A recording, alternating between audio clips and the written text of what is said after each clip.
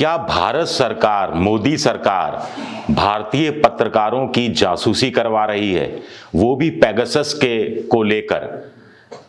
क्या अक्टूबर 2023 यानी अभी 2 महीने पहले भी भारत के कम से कम 2 बड़े पत्रकारों की जासूसी करवाई गई, उनके मोबाइल में, एप्पल के फोन में पेगासस डाला गया?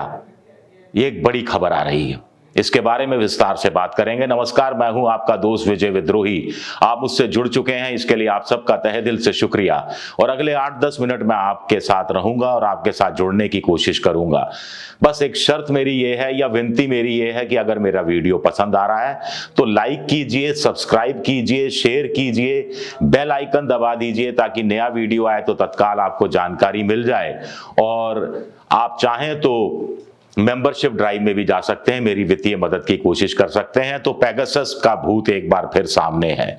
भूत है या सच्चाई है, ये आप फैसला कीजिए। लेकिन 2018 में पहली बार पता लगा था कि पेगासस नाम का एक जासूसी स्पाईवेयर है, जिसको भारत सरकार के खुफिया विभाग ने द हिंदू अखबार की रिपोर्ट के अनुसार 2016 में इजराइल की एनएसओ कंपनी से खरीदा था। एनएसओ कंपनी ये जो पेगासस जो सॉफ्टवेयर देती है, स्पाईवेयर देती है, ये सिर्फ अधिकृत सरकारों को देती है, अधिकृत खुफिया एजेंसियों को देती है, किसी निजी क्षेत्र में किसी को नहीं बेचती। और ये आतंकवाद के खिलाफ काम में लाने की बात होती है, जो देश के समाज के दुश्मन है उनके खिलाफ में इस्तेमाल करने की बात होती है। एनएसओ की इजराइल की जो कंपनी है, जिसमें इजराइल सरकार का भी हिस्सेदारी है, उनका साफ कहना है कि उनका पेगासस स्पाईवेयर का इस्तेमाल पत्रकारों के खिलाफ नहीं हो, वकीलों के खिलाफ नहीं हो, मानवाधिकार के लिए संघर्ष करने वाले लोगों के खिलाफ नहीं हो, और साथ ही साथ नेताओं के खिलाफ नहीं हो, विपक्षी नेताओं। लेकिन यहां तो पत्रकारों के खिलाफ इस्तेमाल हो रहा है। आपको ध्यान होगा, पहले भी एप्पल ने कुछ महीने पहले एक, शायद जून में या उससे पहले, एक अलर्ट जारी किया था जिसमें भारत के 20 पत्रकार और नेता शामिल थे। कि एक अलर्ट जारी किया था कि आपका जो एप्पल का मोबाइल फोन है उसमें कोई ना कुछ हैक करने की कोशिश हुई है, कोई स्पाईवेयर कुछ काम कर रहा लगता है। तो अब एमनेस्टी इंटरनेशनल लैब को ये मोबाइल भेजेंगे, और एमनेस्टी इंटरनेशनल लैब ने वॉशिंगटन पोस्ट के साथ मिलकर ये बड़ी खबर दी है। बड़ी खबर ये बताती है कि अक्टूबर 2023 में लेटेस्ट पेगासस का इस्तेमाल किया गया। किनके खिलाफ किया गया? इसमें एक है द वायर, जो डिजिटल न्यूज मीडिया है, उसके फाउंडिंग एडिटर हैं सिद्धार्थ वरदराजन। उनके मोबाइल फोन पे पेगासस स्पाईवेयर या मालवेयर मिला है। और दूसरे हैं आनंद मंगनाले, ये साउथ एशिया एडिटर हैं ओसीसीआरपी के। ओसीसीआरपी क्या है? Organised crime and corruption report project. ये पिछले कुछ दिनों में ये किस पर काम कर रहा था? ये भारत के बहुत बड़े उद्योगपति के जो विदेशों में और जो शेल कंपनियां हैं और उनके भाई की जो कथित रूप से शेल कंपनियां हैं, उस मामले की जांच कर रहा था। समझ गए होंगे मैं किस आदमी का नाम ले रहा हूं और पेगासस का इस्तेमाल क्यों किया गया। मोदी जी ने अपने दोस्त को बचाने के लिए, या पता लगे कि आनंद मंगनाले आखिर क्या तथ्य ला रहे हैं, इसके लिए क्या इस्तेमाल किया, ये सवाल उठते हैं। इसकी जांच से ही इन सवालों के सच सामने आ पाएंगे। तो पहले जून 2023 में पता लगा, उसके बाद एप्पल ने फ्लैग किया, जो मैंने आपको बता दिया। फोन मंगवाए गए इंटरनेशनल एमनेस्टी इंटरनेशनल लैब की तरफ से। 23 अगस्त 2023 को आनंद मंगनाले के फोन में 0 क्लिक हुआ। यानी 0 क्लिक होता है जब आपको क्लिक करने की जरूरत नहीं है, लेकिन वो स्पाईवेयर अपने आप काम करना शुरू कर देता है।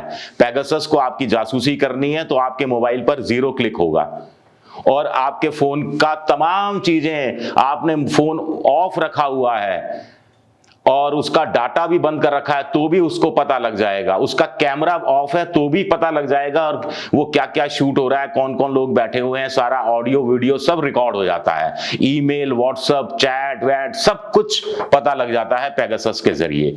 तो 23 अगस्त को 2023 को आनंद मंगनाले के फोन में 0 क्लिक होता है। और उस समय कौन वो जांच कर रहे थे?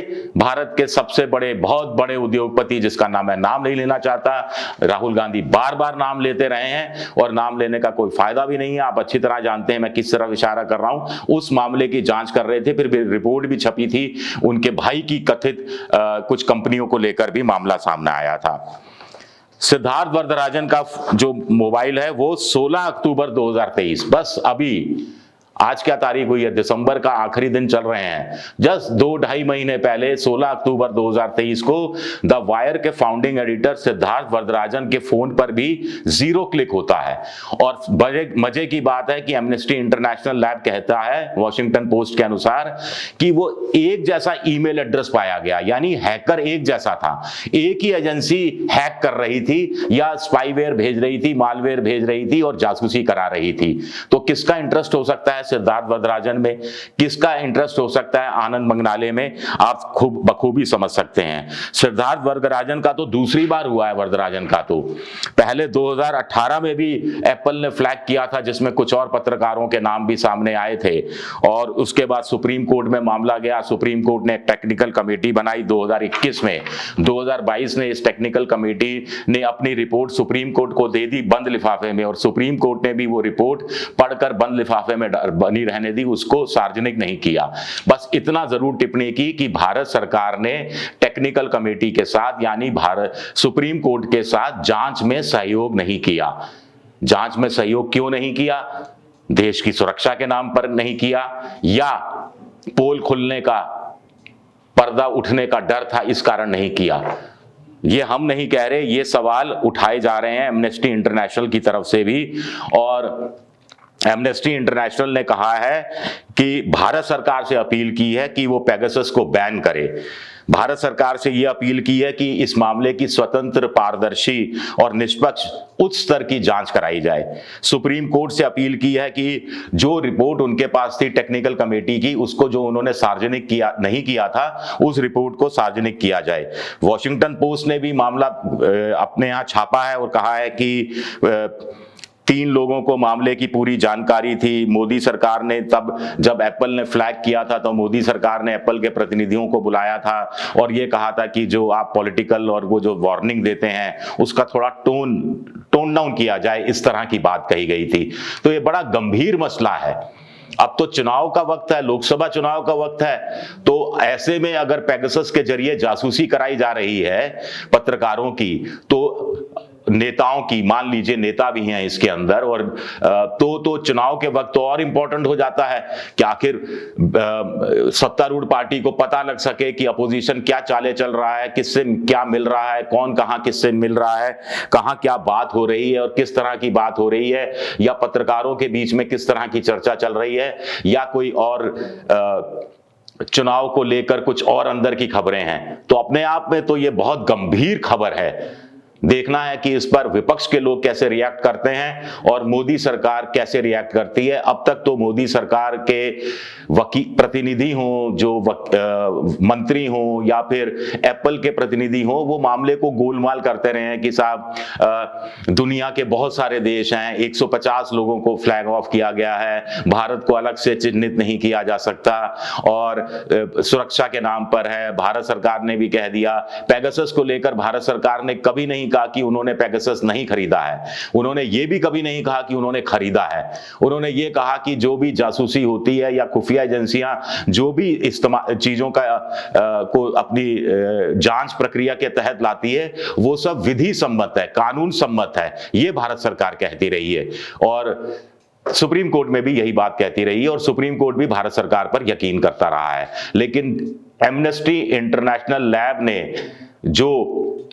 सिद्धार्थ वरदराजन और आनंद मंगनाले के अगस्त और अक्टूबर में इसी साल के फोन में स्पाईवेयर होने के, पेगासस स्पाईवेयर होने के जो सनसनीखेज रिवीलेशन किए हैं, वो चौंकाने के लिए भी काफी हैं और जांच की तरफ भी मांग उठनी चाहिए, ये बात भी कही जा रही है। शुक्रिया मेरा ये वीडियो देखने के लिए। पसंद आए तो लाइक कीजिए, सब्सक्राइब कीजिए, शेयर कीजिए। एक्स यानी ट्विटर पर मैं विद्रोही 7 के नाम से हूं। फेसबुक पर मेरा पेज है विजय विद्रोही पेज, जहां आप मुझे फॉलो कर सकते हैं। शुक्रिया।